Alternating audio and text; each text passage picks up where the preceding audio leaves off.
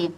So hari ini kita akan bincangkan tajuk bab 2 tingkatan 5, okey, iaitu sebatian karbon, dan kita akan melihat standard kandungan yang pertama iaitu jenis-jenis sebatian karbon.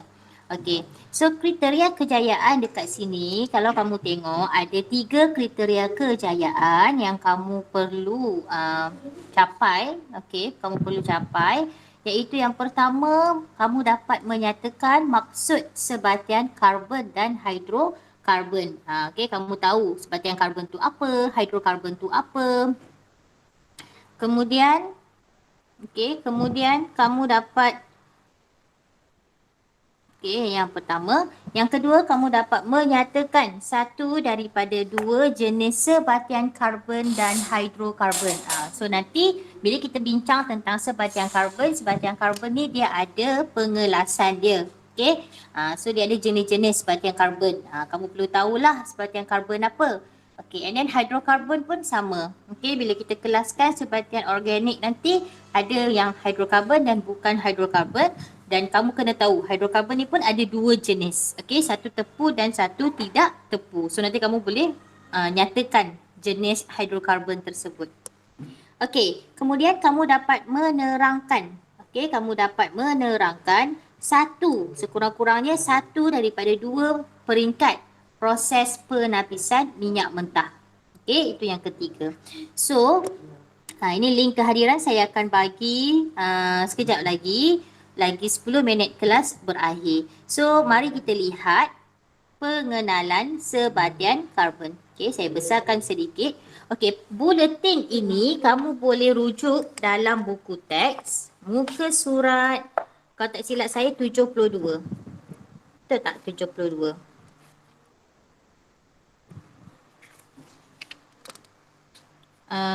Sorry, bukan 72. Muka surat 63. Sorry okey. So ada tak sesiapa yang volunteer untuk baca pagi ni tentang buletin muka surat 63 buku teks kamu?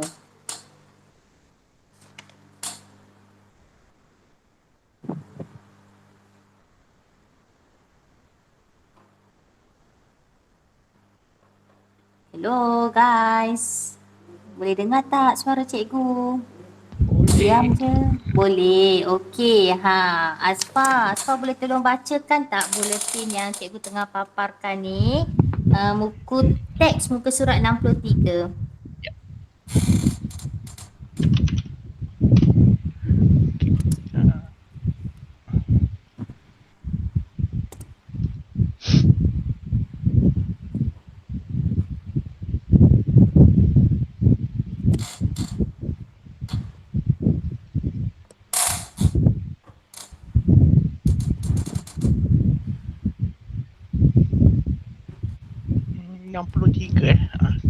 Buku teks muka surat 63. Salah satu keunikan yang terdapat dalam kehidupan etnik Sabah dan Sarawak ialah minuman tuak. Tahukah anda tuak dihasilkan dengan memeram makanan seperti ubi kayu, nasi dan beras pulut dengan ragi, yeast. Tuak menjadi elemen penting besar seperti perayaan tahunan oleh masyarakat Iban, Melanau, Dayak dan suku-suku kaum etnik yang lain. Lazimnya tuak disajikan kepada tetamu sebagai minuman adu-aduan semasa hari pesta keamatan dan hari gawa yang disambut selepas musim menuai setiap tahun. Pada konteks sains hari ini, apakah tidak balas kimia yang terlibat dalam penghasilan tuak?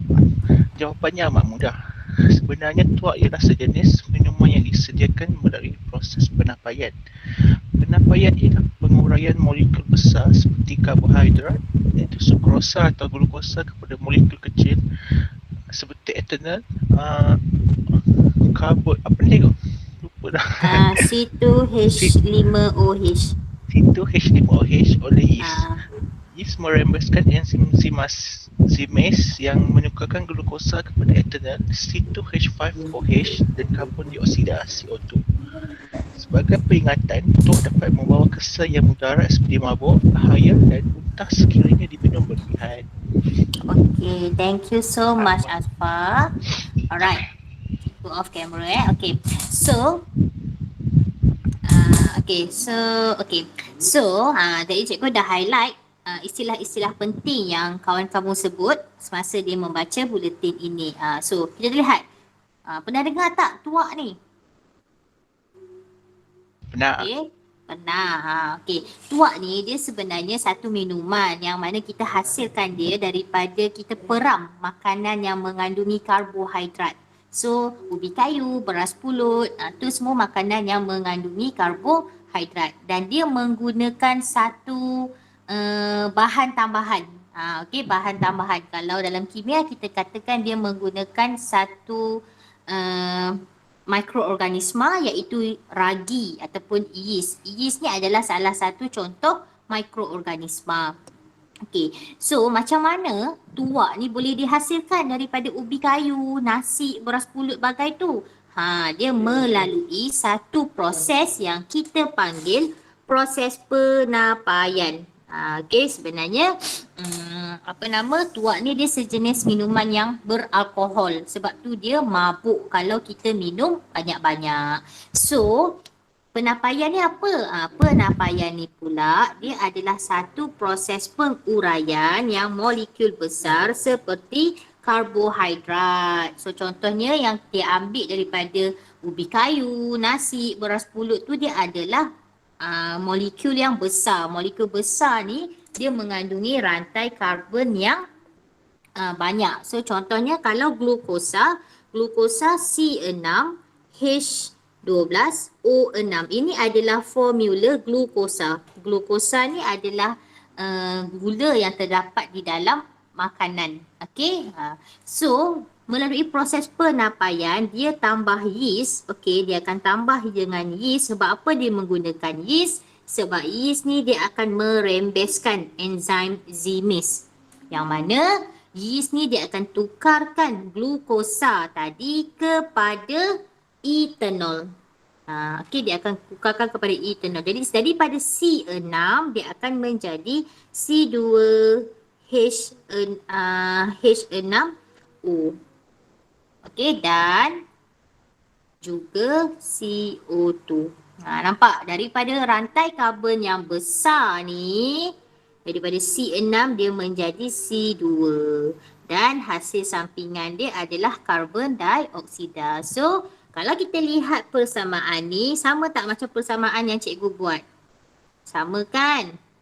Cuma kita seimbangkanlah. So, sini ada 6C. So, sini dah ada 2. So, kita letaklah lagi 2 kat sini. So, 2, 4. So, dia akan jadi 2 di sini. Okay, so barulah persamaan kita tu akan menjadi seimbang. Okay, so C2H6OH ni adalah etanol.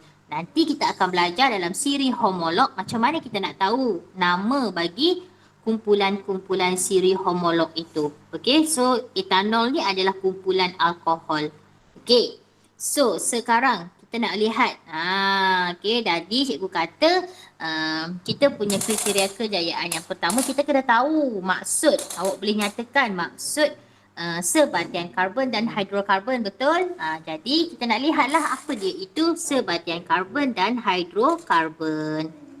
Okey, so sebatian karbon ni sebenarnya dia adalah satu sebatian, satu sebatian kimia yang mengandungi unsur karbon. Okey, saya nak guna pen warna merah supaya nampak dengan terang. Dia mesti satu sebatian yang mengandungi unsur karbon. Alright? So tak kisahlah apa-apa sekalipun macam glukosa ke. Macam tadi glukosa C6H12O6. Etanol C2H5O. Betul tak? So C5OH. Sorry, dia ada OH. Okay, so apa yang cikgu nak cakap kat sini? Nampak tak dia ada unsur C? C ni apa? C ni apa kelas? Karbon. C ni adalah karbon. Okey? Alright. So, sebatian karbon ni pula dan sebatian karbon ni pula sekejap 5 minit.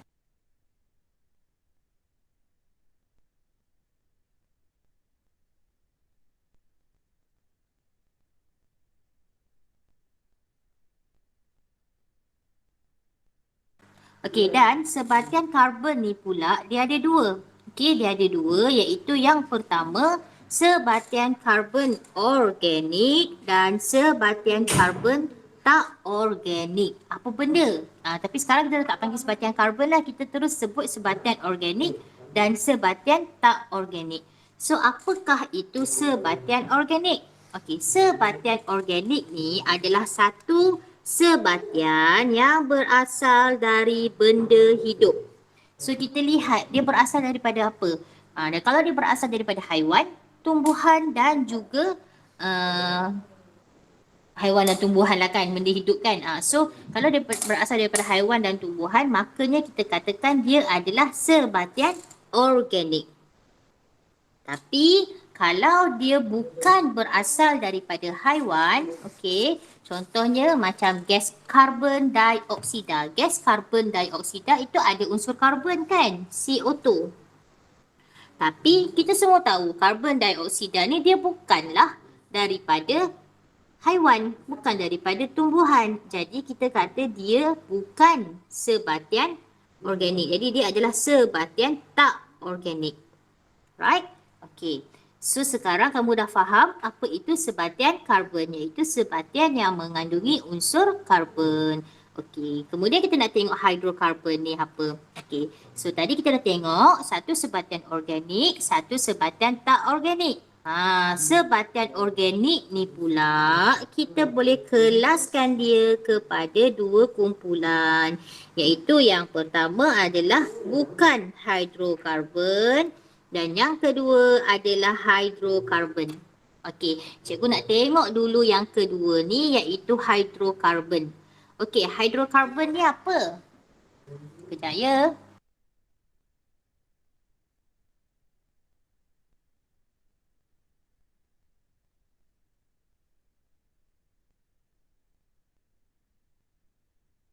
Okey, kalau sebatian hidrokarbon ni maksud dia bahan itu ataupun sebatian itu dia ada dua huruf sahaja.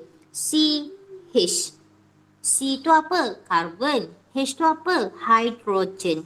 So kalau bahan tu ada C dan H sahaja bermaksud dia adalah unsur ataupun bahan hidrokarbon. Tapi kalau macam mana dia ada bahan tambahan, dia ada unsur tambahan macam ada O ke, ada oksigen ke, nitrogen ke, fosforus ke, klorin ke, okey, sulfur ke. So itu kita kata dia bukan hidrokarbon. Okey. So untuk contoh hidrokarbon tadi, okey, contoh hidrokarbon ni dia ada tiga. Yang pertama alkana, yang kedua alkena dan yang ketiga alkuna. Okey, nanti kita akan tengok apa kebendanya alkana, alkena dan alkuna ni. Okey, manakala bukan hidrokarbon, okey, bukan hidrokarbon dia ada tiga. Iaitu yang pertama alkohol, ni yang tuak tadi tu. Okey. Yang kedua, ester dan yang ketiga, asid karboksilik. Semua ni adalah sebatian karbon. Cuma satu hidrokarbon, satu bukan hidrokarbon. Okey. Okey, ada soalan tak nak tanya setakat ni? Ada soalan tak nak tanya setakat ini? Okey, kalau tak ada, saya proceed dengan yang kedua. Okey, ini saya ulang semula sahaja apakah sebatian karbon. So, siapa boleh ulang? Siapa yang boleh ulang semula apakah maksud sebatian karbon?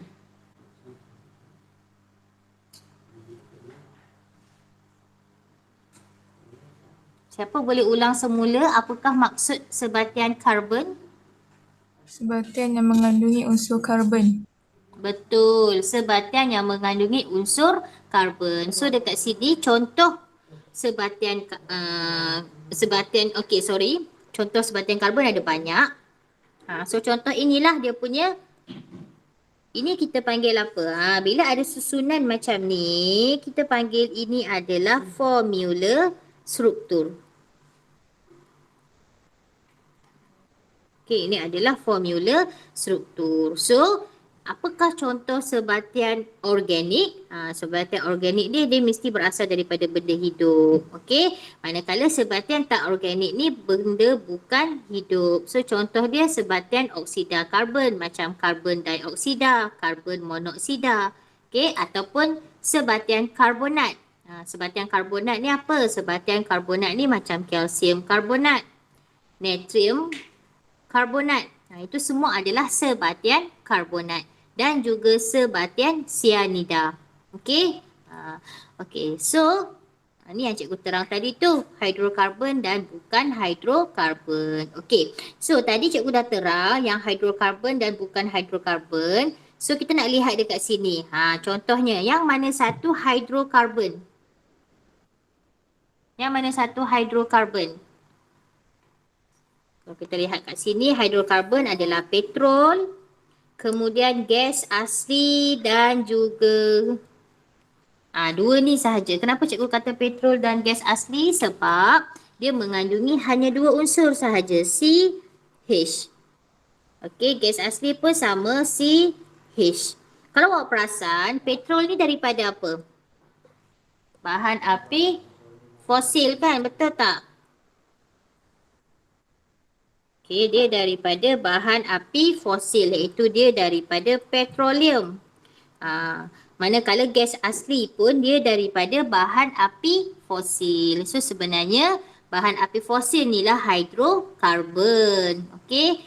Manakala protein, kanji, lemak dan juga alkohol bukan hidrokarbon. Kenapa bukan hidrokarbon? Sebab dia ada unsur tambahan, iaitu kalau protein dia ada nitrogen dengan oksigen. Kalau kanji dia ada oksigen. Kalau lemak dia ada oksigen. Alkohol dia ada oksigen. Jadi apabila ada sahaja unsur lain, maka dia bukanlah hidrokarbon. Okey. Right, ada soalan nak tanya?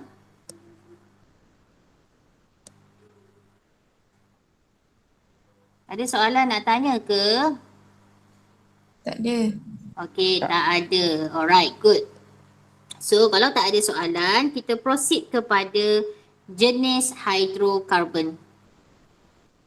Okey, bagi saya masa sekejap.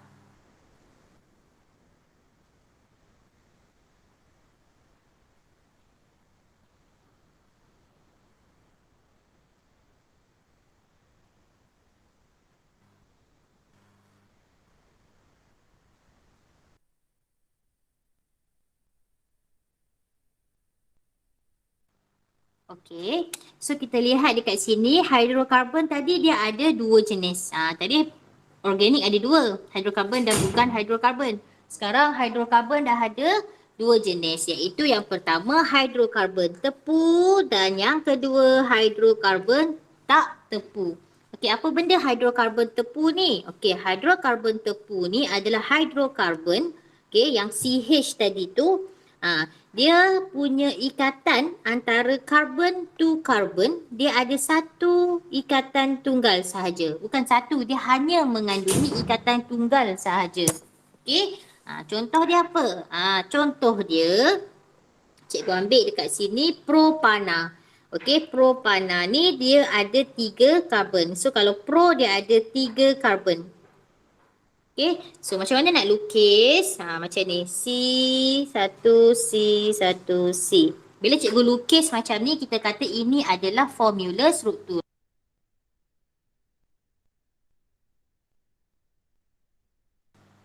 Okay, so kita lihat kat sini, so dia ada 3 karbon. So, kamu tahu tak, karbon ni dia special, dia ada 4 ikatan.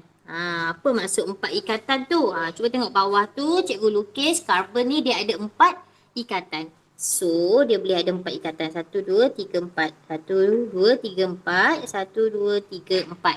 Okey, so ikatan-ikatan ni dia akan bersambung dengan apa? Dia akan bersambung dengan hidrogen. Sebab hidrokarbon kan dia ada CH sahaja. So, C ni dia akan bergabung dengan H. Okay. So, cikgu ulang lagi sekali. Karbon ni, okay, karbon ni dia boleh ada 4 ikatan. Kalau cikgu kata karbon ni boleh kahwin 4. Okey, karbon ni boleh kahwin 4. Apa maksud boleh kahwin 4? Dia ada 4. Atas, bawah, kiri, kanan. Okey. Manakala hidrogen, kalau hidrogen pula, dia ni cuma boleh kahwin satu sahaja.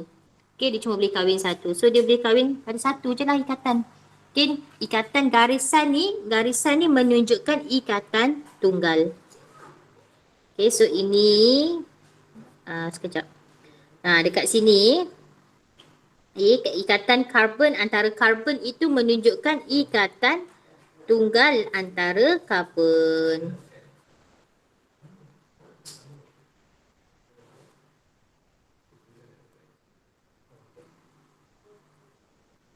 Okey, ikatan tunggal antara karbon. So, ni pun samalah. Ini pun adalah ikatan tunggal antara karbon. Okey. Okey. So, itu ikatan tunggal. So, ikatan kumpulan karbon, kumpulan hidrokarbon yang ada hanya ikatan tunggal, kita panggil dia sebagai alkana. Okey, kumpulan alkana. Okey, manakala hidrokarbon tak tepu adalah hidrokarbon yang mempunyai sekurang-kurangnya satu ikatan ganda 2 atau ganda 3. Okey, so contoh dia apa? Contoh kat sini ada 2. Alkana, alkena dan alkuna. Okey, so contoh cikgu lukis untuk alkena. Okey, so cikgu ambil contoh sama juga. Cikgu ambil alkena yang ada 3 karbon yang kita panggil nama dia propena. Okey, 3 karbon So cikgu lukis 1, 2, 3. Okey. So dekat salah satu C to C ni dia ada ikatan ganda 2. So ikatan ganda 2 tu dia ada double bond lah. Okey, 2 tu. So yang lagi satu ni cikgu buat ikatan tunggal sahaja. Sebab dia kata sekurang-kurangnya satu ikatan ganda 2. So inilah ikatan ganda 2 tu. Okey, kejap. Okay, sebelum cikgu nak label tu kita tengok dulu yang lain. So cikgu kata tadi karbon boleh ada 4 ikatan, betul? So karbon ni 1, 2, 3, 4. Okey, karbon yang tengah-tengah ni dia dah ada berapa ikatan? 1, 2, 3. So cikgu boleh letak lagi satu sahaja. Karbon yang hujung dia dah ada 2 ikatan antara karbon tadi. Jadi dia boleh ada lagi 2. So kita nak letak unsur apa dekat hujung-hujung ni? Kita letak hidrogen lah sebab CH. Okay. So mana ikatan ganda 2 tu? Inilah ikatan ganda 2 tu.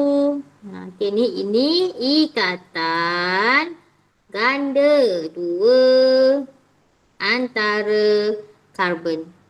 Okay, antara karbon. Cikgu buat karbon tu C Okey, manakala untuk alkuna, untuk alkuna cikgu guna 3 karbon juga. Okey, nama dia adalah propuna.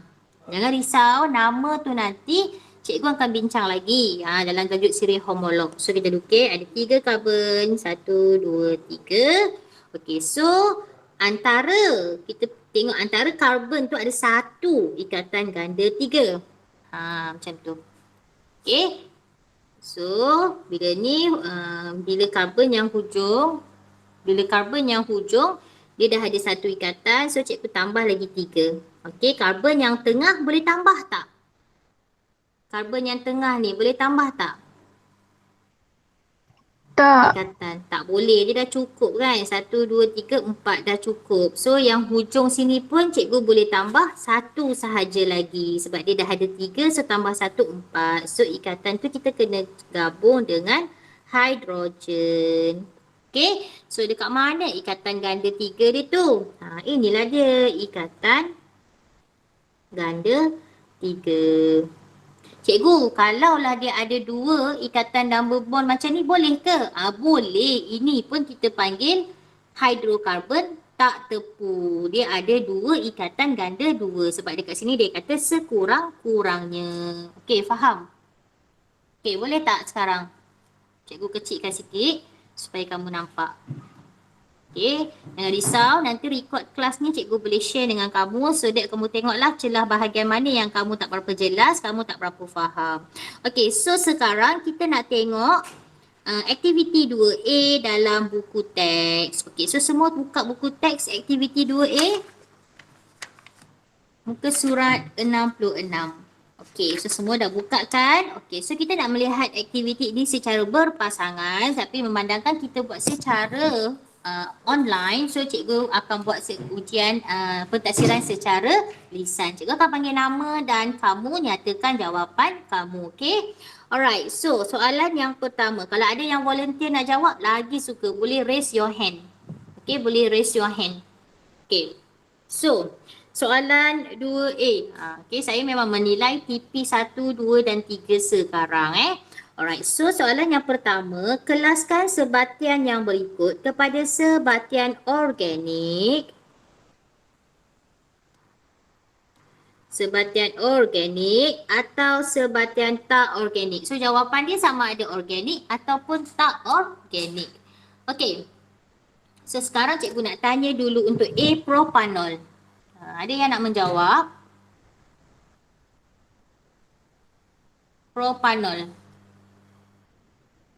Tak organik.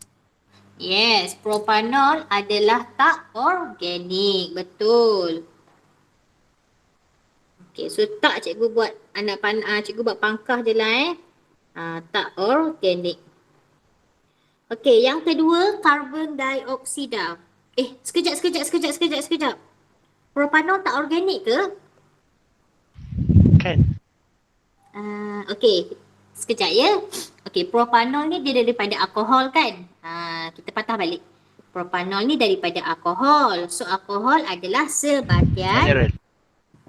sebatian organik. Okey, sebab apa? Sebab kita nak buat alkohol tu mesti kita menggunakan buah, betul tak? Mesti menggunakan buah-buahan. Biasa jus anggur kan? Itu bahan yang kita guna untuk buat alkohol. Ataupun dekat sini propanol. Propanol ni sebab dia all, so dia kumpulan alkohol. Okay, so dia sebenarnya adalah sebatian organik. It's okay, good try. Siapa yang jawab tadi? Asfa. Okay, good Asfa. Bagus. Tak apa, salah kita boleh betulkan. Kalau tak cuba kita tak tahu kan? Okay. Seterusnya, karbon dioksida. Organik ke tak? Tak organik. Yes, tak organik sebab dia merupakan kumpulan oksida karbon. Okey, seterusnya plumbum 2 karbonat. Plumbum 2 karbonat. Tak organik. Tak organik sebab dia merupakan kumpulan karbonat. Okey, glukosa. Glukosa Organik. glukosa organik. Okay, good. Sebab glukosa ada dalam karbohidrat. Dan the last one, acid ethanoic. Acid ethanoic. Organik ke tak? Organik. Yes, dia adalah organik. Sebab apa dia organik? Sebab dia merupakan dia mengandungi, sebab dia ada daripada alkohol. Kita nak menghasilkan asid ethanoic ni dia daripada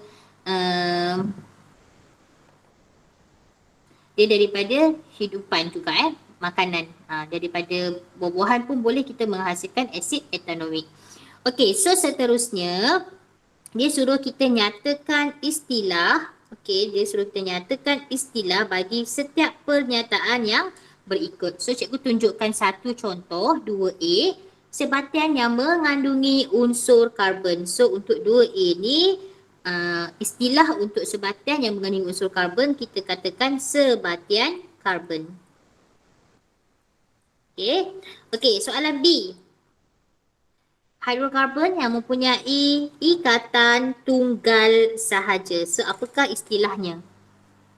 Hidrokarbon tepu. Ya, hidrokarbon tepu. Okey, seterusnya C. Sebatian organik yang mengandungi unsur karbon dan hidrogen sahaja. Hidrokarbon. Hidrokarbon, betul. Okey, soalan D. Okey, sebatian karbon yang dihasilkan daripada benda hidup. Sebatian organik. Okey, betul. Bagus. Sebatian organik. Dan the last question. Hidrokarbon mengandungi ikatan ganda 2 atau ganda 3 antara atom karbon.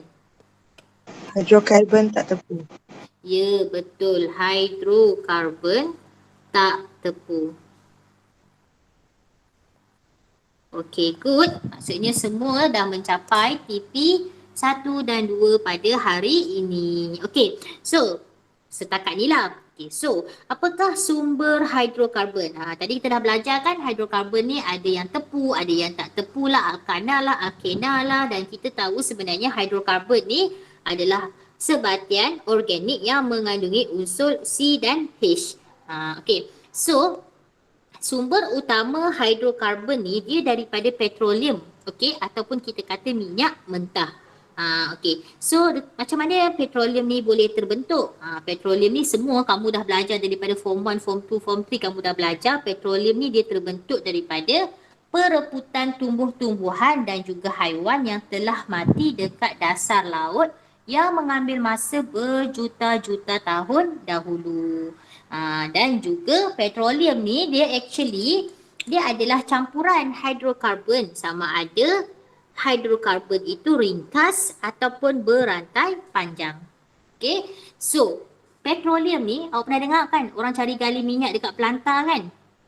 Okay, yang orang cari gali minyak dekat pelantar tu, so dia sebenarnya tak boleh terus guna tau.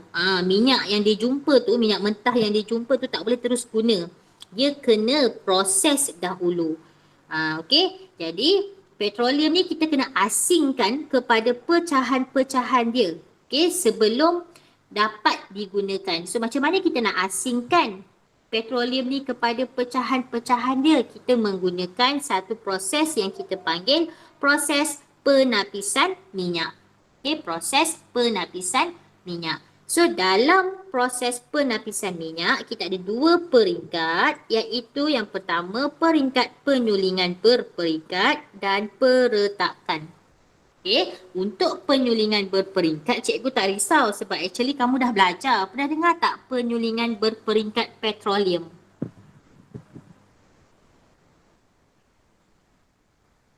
Okay, pernah dengar tak penyulingan berperingkat petroleum?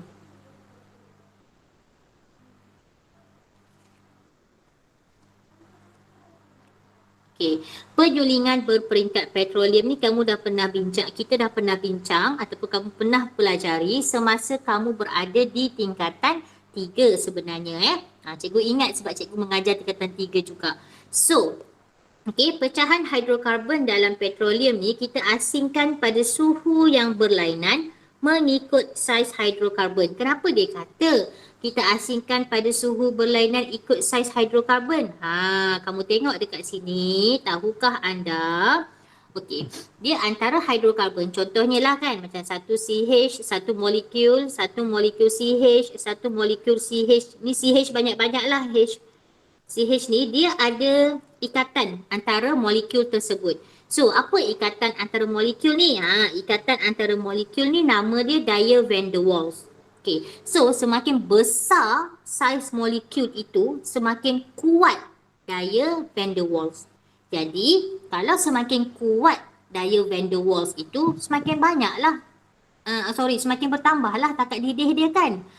Jadi disebabkan itu banyaklah tenaga yang diperlukan untuk mengatasi daya tarikan tersebut. Okay, so nanti kita akan tengok macam mana hidrokarbon petroleum tu dia akan tersusun di dalam menara.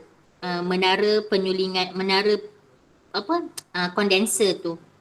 Okay, so proses yang kedua adalah proses peretakan yang mana hidrokarbon yang rantai panjang tadi tu dipecahkan kepada molekul yang lebih kecil. pada suhu yang tinggi dan bermakin. So, jom kita lihat dahulu untuk penyulingan yang berperingkat. Okey, ini proses yang pertama. Okey, cikgu kecilkan sikit.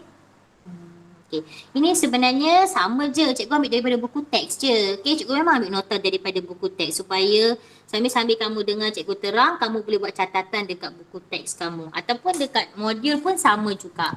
Okey, modul dengan buku teks tu lebih kurang sahaja. Okey, alright. So, kita cerita sikit. Ni cikgu guna gambar rajah ni lah ya. Okey, alright. So, okey, pecahan dalam petroleum ni kita dapat asingkan. Kenapa kita dapat asingkan? Sebab tadi kan cikgu dah sebut hidrokarbon tu dia mempunyai takat didih yang berbeza. So takat didih dia tu bergantunglah kepada saiz molekul. Okey. So hidrokarbon dengan takat didih yang lebih rendah, okey, bermaksud dia adalah molekul kecil. Okey. So dia adalah molekul yang kecil. Bila dia molekul kecil, daya van der Waals dia tak adalah kuat sangat kan. So dia mempunyai takat didih yang rendah. So molekul kecil ni dia akan meruap. Okey, dia akan meruap.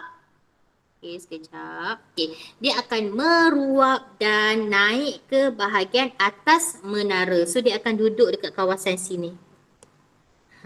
Ini adalah kawasan molekul kecil tadi tu. Okey, dia akan naik dekat bahagian atas menara dan dia akan dikondensasikan menjadi gas.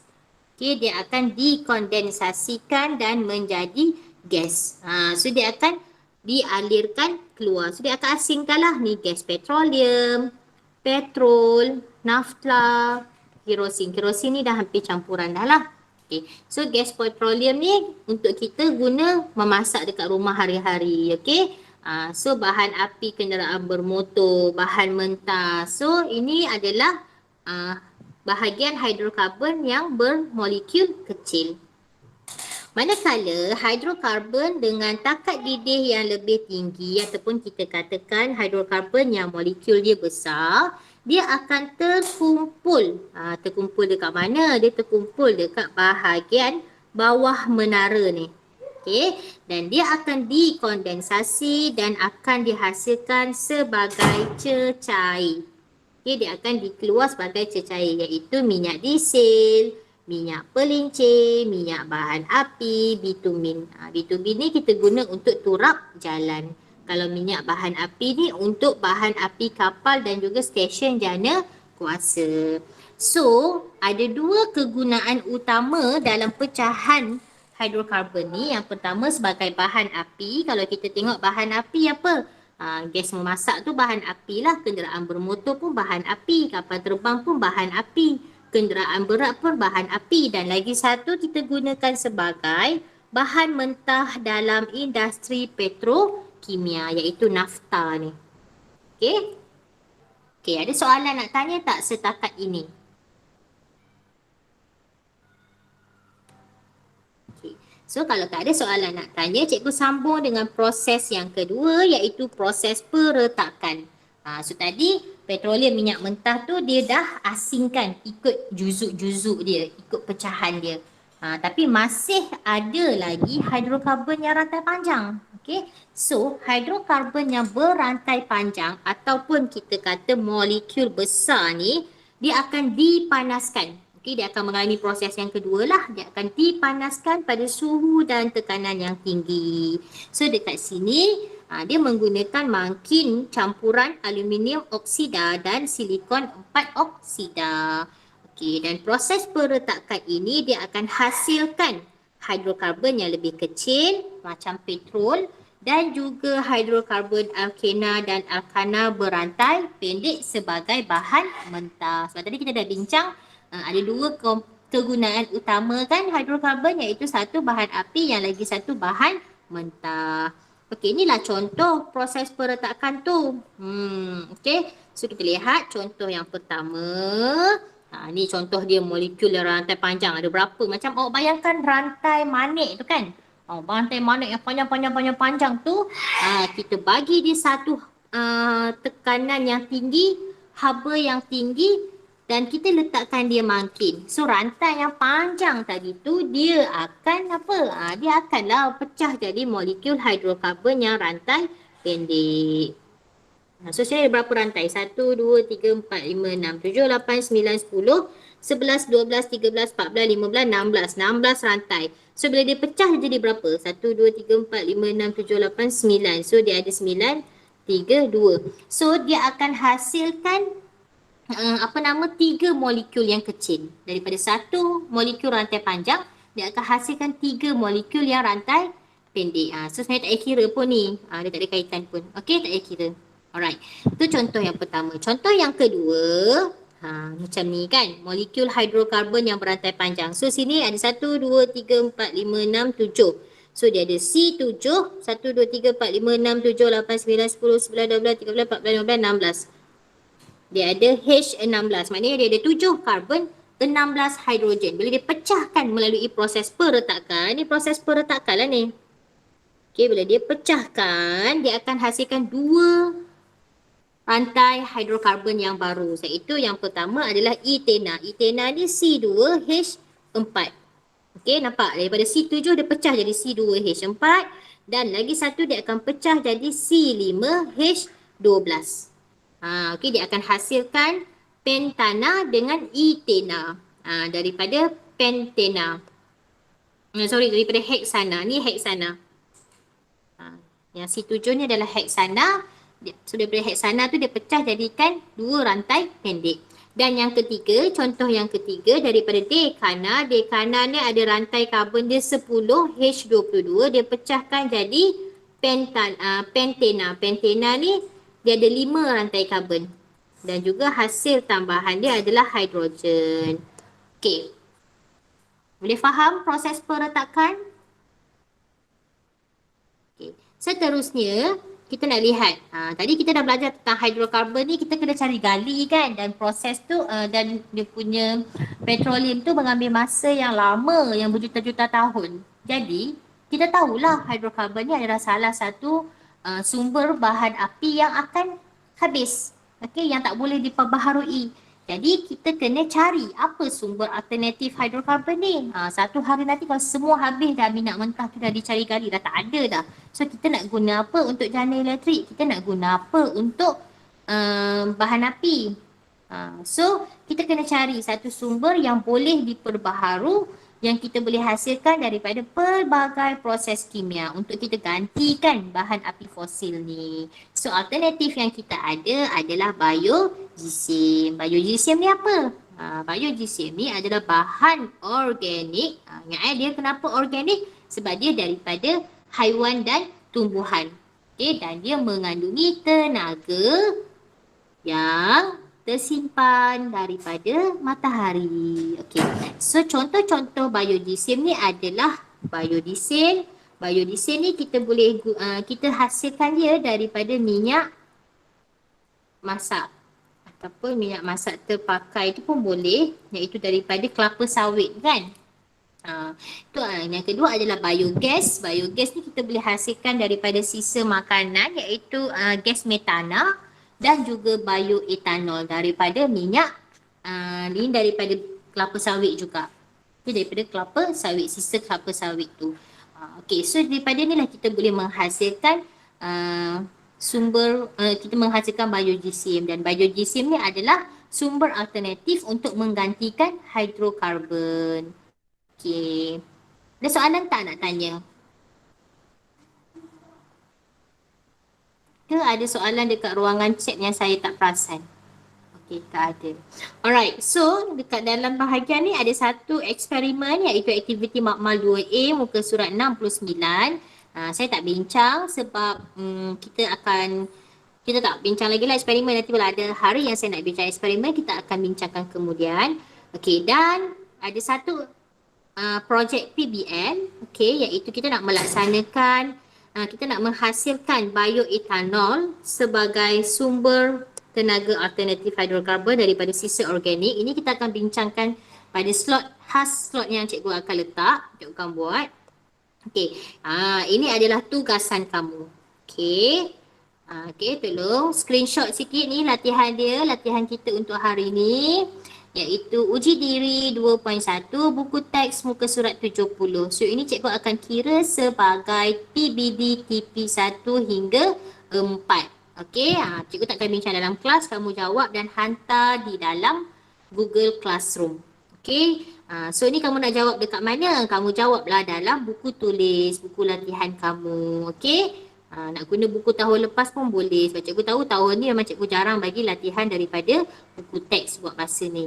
Okey, so dalam modul kimia, untuk modul kimia cikgu tak ulas sangat, so kamu boleh baca sebab sama sahaja macam yang saya terangkan tadi.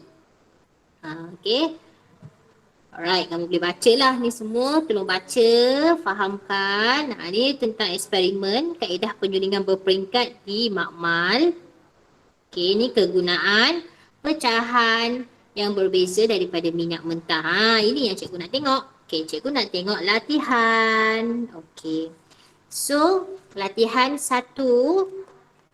Okey. So, untuk latihan 1, kita buat sama-sama sekarang.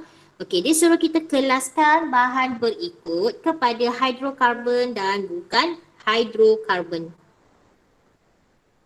Okey, so dalam jadual kita tulislah siap-siap. 1. Okey, 1 ni hidrokarbon. Ini bukan hidrokarbon. Okey. Yang kedua, kamu kelaskanlah. Okey, so ni cikgu tulis 1, 2, 3, 4, 5, 6. Okey, which one is hydrocarbon? Yang mana satu hydrocarbon? Yang mana satu hydrocarbon?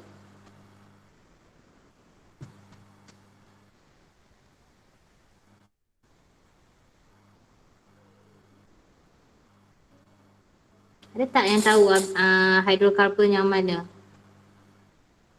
1, 5 dengan 6. 1, 5 dan 6. Okey, jom kita tengok 1, 5 dan 6. 1 C2H4, betul. 5 C2H6 dan yang ke-6 C6H4. Okey, so kalau kita tengok semua ada CH, CH, CH. So betul jawapan Danish. Okey, manakala bukan hidrokarbon? Bukan hidrokarbon. 4, 2 dengan 3. Of course lah 4, 2 dan 3. So 2 tu C2H5OH, 3 C6H12O dan yang keempat C2H5COOH. Okay, so kalau kita lihat memang ada unsur tambahan iaitu O. So sebab itulah kita kata dia bukan hidrokarbon. Okey, latihan yang kedua. Okey, latihan yang kedua. Minyak mentah adalah sumber penting bagi apa? Bahan binaan, bahan api, oksigen dan makanan. Yang mana satu? Api. Bahan api, betul. Bagus. Okey, soalan yang ketiga. Okey, soalan yang ketiga. Peretakan adalah di mana molekul hidrokarbon adalah bergumpal ke, berpecah ke, bergabung ke, bertindak balas ke? Berpecah. Berpecah. Okey. So, ada tak, cikgu tanya lagi sekali, ada tak yang nak bertanya soalan?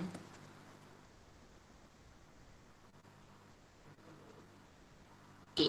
So kalau tak ada, kalau tak ada, kamu boleh jawab soalan uji diri 2.1. Ada lagi masa lebih kurang 15 minit. Keluarkan buku tulis dan jawab uji diri 2.1 ni dan hantar ke dalam Google Classroom. Sebenarnya cikgu dah sediakan, cikgu rasa cikgu dah buat Google Classroom dia. Ada tak naik dekat kamu punya notification? Ada. Ada kan? Tak ada? Ada? Tak ada? Ada cikgu. Ada, okay. Thank you so much kalau ada. Alright, so ada soalan nak tanya tak? Ke kamu nak on je? Kamu buat latihan, cikgu tunggu je? pakai Word boleh cikgu? Akan buat. Boleh, cikgu bagi tempoh semua tugasan, cikgu akan bagi tempoh sampai hari Sabtu kot cikgu rasa dia. Bukan. Pakai Habis? Word. Nak pakai Word. Nak pakai Word. Oh boleh. Kamu nak Okey. tarik meh? Boleh? Boleh. Alright. Nanti cikgu akan share gambar rajah ni, kamu paste je gambar tu dekat Word and then kamu hantar je kat cikgu. So nanti cikgu semak je kat Okey. situ. Alright, boleh juga nak guna Word. Ada lagi nak tanya?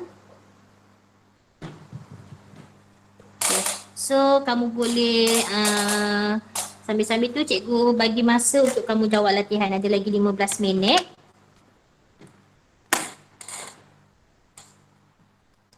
Cikgu tak left lah. Okay, cikgu tak left. Cikgu akan left pada jam 8.45. So kalau ada soalan boleh tanya. Cikgu akan ada je kat sini.